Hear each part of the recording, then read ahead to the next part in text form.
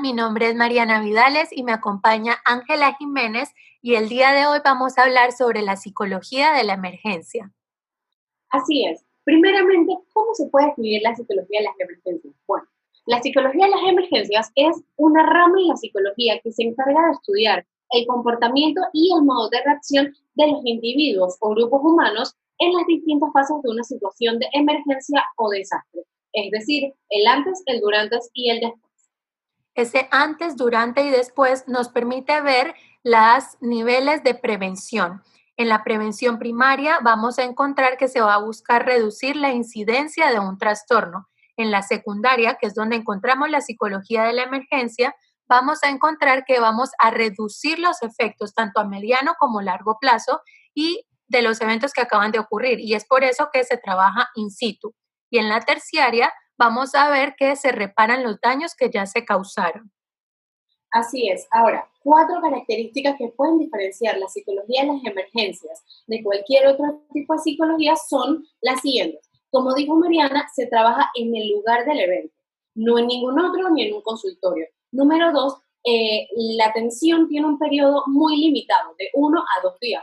Además de que la intensidad emocional de la persona con la cual se trabaja suele ser muchísimo más alta. Y la última característica es que si bien no hay un plan de trabajo, sí hay protocolos de intervención, puesto con que se requiere que se improvise, esta improvisación debe ser una improvisación experimentada.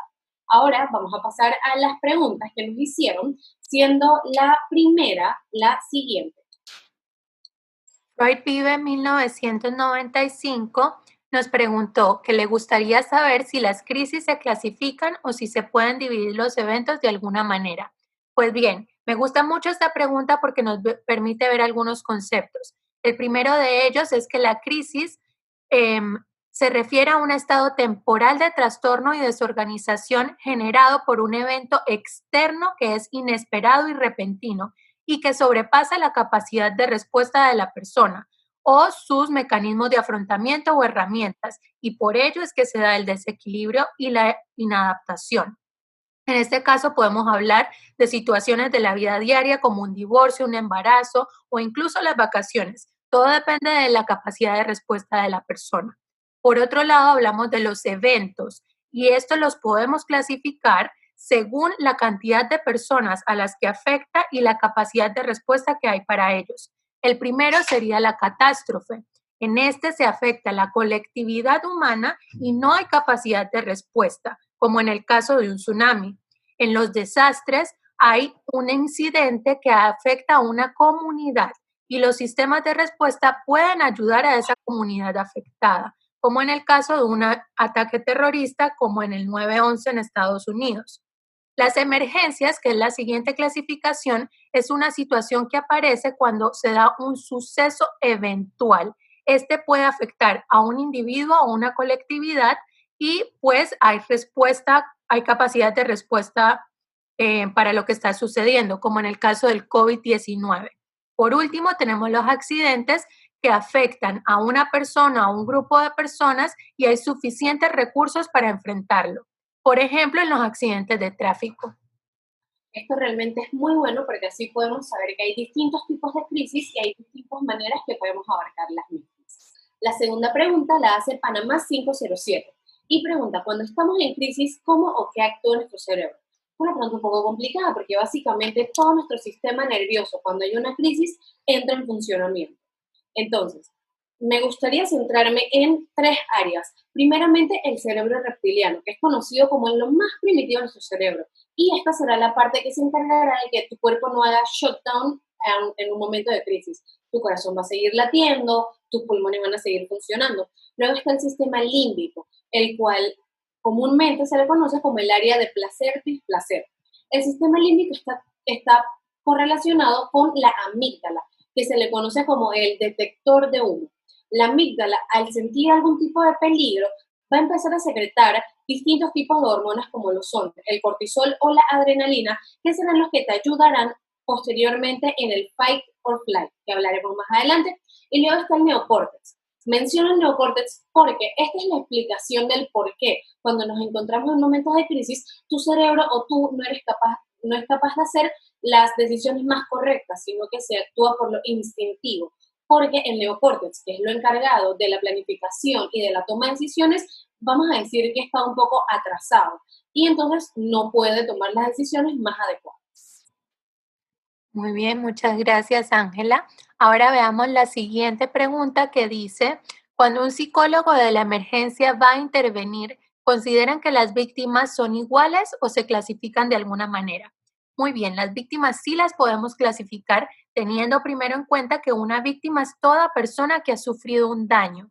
Es por eso que consideramos que las personas afectadas pueden ser de manera directa o indirecta. Ahí vemos la primera clasificación.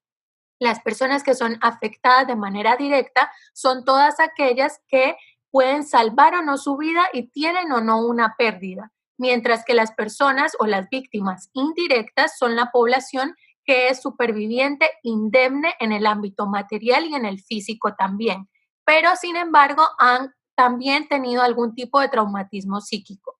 Hay diferentes clasificaciones que nos llevan desde 3 hasta 7 niveles según el autor que estemos siguiendo. Aquí les presentamos uno que las clasifica en 5 grados, siendo el primero las personas que sufrieron un impacto directo del suceso. La segunda son sus familiares y amigos y todas las personas que estaban circundantes o alrededor del suceso. En el tercer grado están los respondientes, que es allí donde encontramos los bomberos, los paramédicos o incluso los psicólogos de la emergencia. En el cuarto grado está la comunidad donde surgió el suceso y en el quinto grado son los medios de comunicación y difusión. Esto realmente es muy importante porque nos hace saber que aunque no hayamos estado en el lugar de la crisis, igualmente podemos ser víctimas. La última pregunta sería, ¿podrían explicar eso del fight or flight? Bueno, el fight or flight, o también conocido como el instinto lucha-huida, es básicamente una función sumamente primitiva que nos permite, cuando nos encontramos ante una situación de crisis o de emergencia o que podamos percibir como una amenaza, extraernos o quedarnos y enfrentarlos. En esta fight or flight entran muchas áreas de nuestro cerebro que empiezan a secretar distintos tipos de hormonas que nos permiten ser aptos para poder enfrentar esta situación. Me parece importante también mencionar que hay una tercera función de la cual han hablado muchos autores recientemente, que es la función del freeze, el congelamiento.